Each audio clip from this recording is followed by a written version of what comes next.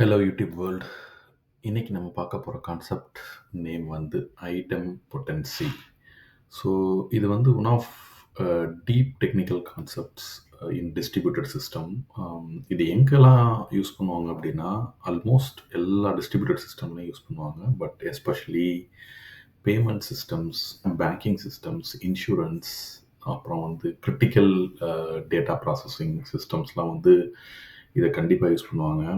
இது என்னன்னா, இது வந்து ஒரு ஒரு கான்செப்சுவலாக ஒரு கோடிங் டிசைன் மீன்ஸ், இப்போ நம்ம வந்து ஒரு பே பண்ணுறோம், ஒரு பேமெண்ட் பண்ணுறோம், ஒரு ஒரு ஐட்டம் வாங்கிட்டு அப்படின்னா கூகுள் பேலேயோ இல்லை வேற ஒரு அமேசான்லேயோ பே பண்ணுறோம் அப்படின்னா, இப்போ சம்டைம்ஸ் நமக்கு பார்த்தீங்கன்னா நெட்வொர்க் இஷ்யூஸ் வந்ததுனால அந்த பேமெண்ட் ப்ராசஸிங் ஃபெயிலியர் ஆயிரும். இல்லை அது வந்து ரீட்ரை பண்ணுவோம், நம்ம டபுள் கிளிக் பண்ணுவோம், இல்லை பட்டனை வந்து மல்டிபிள் டைம்ஸ் ப்ரெஸ் பண்ணுவோம், இல்லை ஆக்சிடென்டலாக வந்து நமக்கு கை தெரியாமல் பட்டுரும்.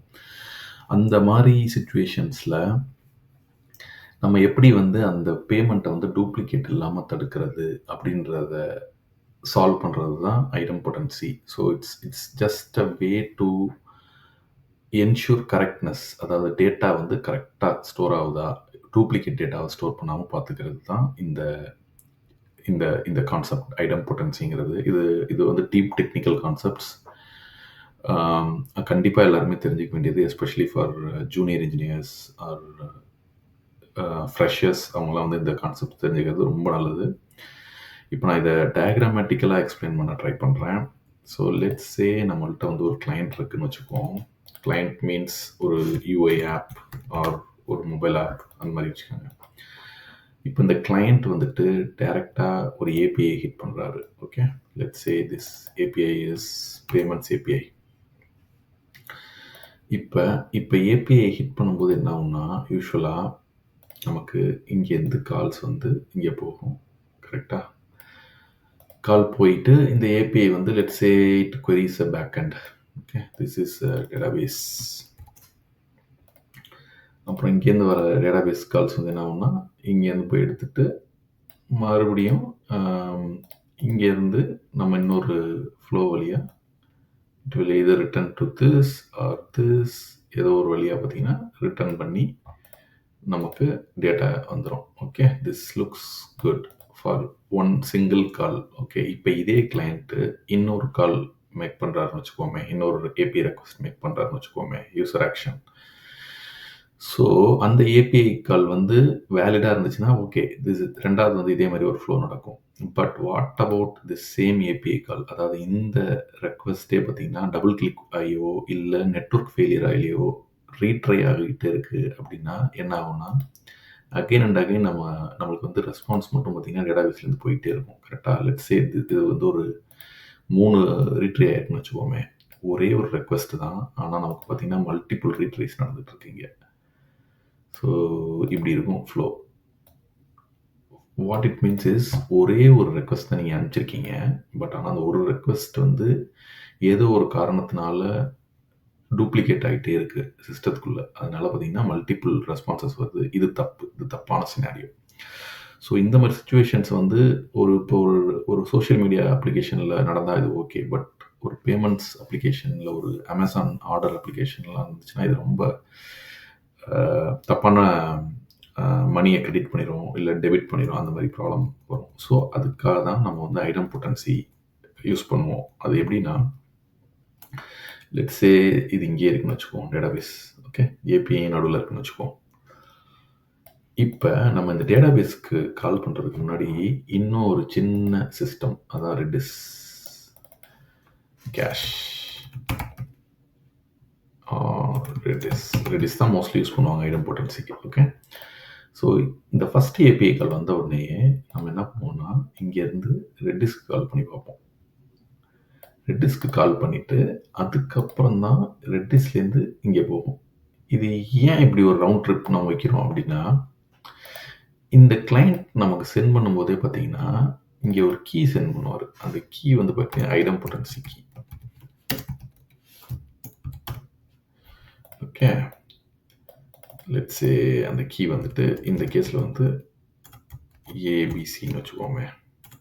ஓகே, இப்போ இந்த ஏபிசி கீ வந்து என்ன ஆகும்னா, இந்த ஏபி ரெக்வஸ்ட்டுக்கு பாஸ் ஆகி கேஷில் போய் செக் பண்ணும். ஓகே, ஏபிசி ஃபவுண்ட்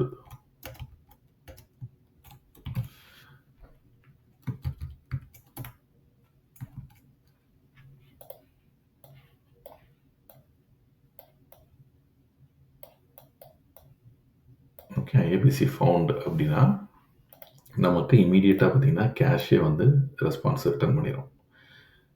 இதுதான்ப்பா உன்னோட ஆல்ரெடி இருக்கிற ரெக்வஸ்ட்டோட இது வந்து ஆல்ரெடி ஃபவுண்ட் ஆயிடுச்சு. அதாவது நீ கொடுக்குற ரெக்வஸ்ட் வந்து ஆல்ரெடி என்னோட கேஷில் இருக்குது. ஸோ உன்னோட ரெஸ்பான்ஸ் இதுதான் அப்படின்னு சொல்லிட்டு கொடுத்துரும். ஒருவேளை ஏபிசி ஃபவுண்ட் இல்லை அப்படின்னா let's say not found.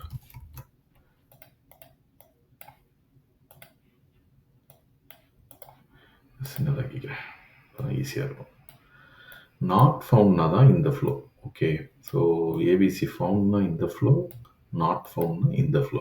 Not ஃபவுண்ட்னா நமக்கு டேட்டாபேஸ் போய் அது என்ன ஆக்ஷன் பண்ணுமோ, லைக் பிஸ்னஸ் லாஜிக் இருக்கும் இல்லையா, ஸோ அந்த பிஸ்னஸ் லாஜிக் பண்ணி ஒரு நியூ ஆர்டர் க்ரியேட் ஆகிடும். இங்கே நியூ ஆர்டர் க்ரியேட் ஆகிட்டு ஃபைனலாக இங்கே ரெஸ்பாண்ட் ஆகும். இப்போ இந்த சுச்சுவேஷன் நீங்கள் பார்த்தீங்கன்னா you can clearly see that we are not duplicating request. மொதல் ரெக்வஸ்ட் யூசர் ஆக்ஷன் போச்சு ஏபிஐக்கு. ஆனால் அந்த டிஃப்ரெண்ட்டாக நம்ம என்ன பண்ணோம்னா ஏபிசின்ற ஐடெம்பொட்டன்சி கீயை வச்சு அனுப்பிச்சிட்டோம். அந்த கீ ஏபிஐ ஹெட்டரில் அது கேஷில் போய் செக் பண்ணுது, இருக்குது அப்படின்னா ரிட்டர்ன் பண்ணிடும் உடனே. ஏபிசி ஃபவுண்டு எந்த ஆக்ஷனும் பண்ணிடாது, டேட்டாபேஸில் போய் ஆர்டர் எதுவும் க்ரியேட் பண்ணிடாது அப்படின்னு சொல்லிட்டு நமக்கு ரெஸ்பான்ஸ் ரிட்டர்ன் பண்ணிடுறோம். இல்லை நாட் ஃபவுண்ட் கேட்டகரி வந்துருச்சுன்னா டேட்டாபேஸில் போயிட்டு நியூ ஆர்டர் க்ரியேட் பண்ணி அதை இங்கே ரிட்டர்ன் பண்ணுறோம். இதுதான் இதோட கோர் ஐடியா. ஆப்வியஸ்லி இது வந்து சொல்கிறதுக்கு ஈஸியாக இருந்தாலும் இம்ப்ளிமெண்டேஷன் சைடு வந்து ரொம்ப ரொம்ப கஷ்டம். ஏன் கஷ்டம் அப்படின்னா இப்போ நம்ம ஃபுல்லாமே இதில் பார்த்துருக்கோம்னா கேஷ் ரெடிஸை டிபெண்ட் பண்ணியிருக்கோம். கரெக்டாக இந்த ஏபிசிக்கு இங்கே இருக்கா இல்லையா, இல்லை புது ஏபிசிக்கு சிடிஇ கீ இது வந்துச்சுன்னா புதுசாக க்ரியேட் பண்ணுமா, அந்த மாதிரி எல்லா லாஜிக்கும் நம்ம இங்கே எழுதுவோம். ஸோ அதுக்கு நம்ம வந்து ஸ்ட்ராங் கன்சிஸ்டன்சி மெயின்டைன் பண்ணணும். ஸ்ட்ராங் கன்சிஸ்டன்சினா இப்போ லார்ஜ் சிஸ்டம்ஸில் ஒரு கேஷ் இன்ஸ்டன்ஸ் இருக்காது, மல்டிபிள் இருக்கும். ஸோ அந்த கேஷ் இன்ஸ்டன்ஸ்லாம் தங்களுக்குள்ளேயே கன்சிஸ்டன்சி மெயின்டைன் பண்ணணும். அது போக டேட்டாபேஸ் கூடயும் கன்சிஸ்டன்சி மெயின்டைன் பண்ணணும். அது போக ரெசிலியன்சி, அதாவது ஒருவேளை இந்த கேஷ் ஃபெயிலியர் ஆயிடுச்சுன்னா இன்னொரு ரீஜன்லேருந்து அந்த கேஷ் வந்து இந்த டேட்டாவை புல் பண்ணிட்டு வந்து கொடுக்கணும். ஸோ அப்போ அந்த இன்னொரு ரீஜனில் உள்ள கேஷும் இந்த கன்சிஸ்டன்சியை மெயின்டைன் பண்ணணும் இதில் உள்ள டேட்டாவை. ஸோ அதுதான் நான் இங்கே சொல்ல வருது. So it's not easy as we think, but there are some more technical or design related choices இருக்குது இது உள்ள, இந்த மாதிரி ஒரு இதுக்குள்ளே டிசைன் பண்ணுறதுக்குள்ள. சரி, ஓகே, இப்போ இது எது அவாய்ட் பண்ணியிருக்கு அப்படின்னா நம்ம வந்து ஃபார் எக்ஸாம்பிள் சேஃப் ரீட்ரை பண்ணலாம். கரெக்டாக எத்தனை டைம் வேணாலும் இந்த ஏபிஐ சேஃப் ரீட்ரை பண்ணலாம், அந்த ஐடெம்பொட்டன்சி கீ இருக்கிற வரைக்கும். ஸோ சேஃப் ரீட்ரை பண்ணால் நம்ம கேஷில் பார்த்துட்டு வந்துடும், டேட்டாபேஸ் கால்ஸ் அவாய்ட் பண்ணிடுவோம். அதே சமயத்தில் டூப்ளிகேட் ரைட்டையும் அவாய்ட் பண்ணிடுவோம் டேட்டாபேஸில். அது ஒரு பெரிய விஷயம். இப்போ இதில் இன்னொரு விஷயம் என்னென்னா ரேஸ் கண்டிஷனை வந்துட்டு நீங்கள் அவாய்ட் பண்ணலாம். ரேஸ் கண்டிஷன்னா என்னென்னா அதை இன்னொரு இது எக்ஸ்பிளைன் பண்ணுறேன் டீப்பாக. பட் ஹை லெவலில் ரேஸ் கண்டிஷன் என்னென்னா ஒரு ரெக்கார்டை 2 டிஃப்ரெண்ட் ரெக்வெஸ்ட் ரைட் பண்ண பார்க்கறது பேர் தான் race condition. On very high level. சிம்பிளிஃபைடாக சொல்கிறேன், ஒரே ஒரு ஆர்டர் ரெக்கார்டை 2 different systems or 2 different components வந்து ரைட் பண்ண பார்க்கறது வந்து race condition. And they try to race towards returning a response or they get into a situation where they cannot even return a response. So அந்த மாதிரி கண்டிஷன்ஸையும் இது பார்த்திங்கன்னா avoid பண்ணிடும், இந்த மாதிரி நம்ம ஒரு ஐடெம்பொட்டன்சி கீ வச்சு அனுப்புறது. ஓகே, அதே மாதிரியே நான் சொன்ன மாதிரி பேமெண்ட்ஸ், ஃபினான்ஸ், இன்சூரன்ஸ் அந்த மாதிரி இதுக்கெலாம் பார்த்திங்கன்னா எக்ஸாக்ட்லி ஒன்ஸ் டெலிவரின்னு ஒரு கான்செப்ட் இருக்குது. ஸோ இந்த கான்செப்டை வந்து எல்லாரும் சொல்லுவாங்க, பட் அதை நடைமுறைப்படுத்துறது இல்லை இம்ப்ளிமெண்ட் பண்ணுறது வந்துட்டு ஐடெம்பொட்டன்சி வழியாக மட்டும்தான். ஸோ அதனால் இதுவும் பார்த்திங்கன்னா ஒரு இம்பார்ட்டண்ட்டான கான்செப்ட்னு சொல்லுவேன் நான். That's all, friends. If you have any questions, comments la podunga, I will try to respond. Thank you.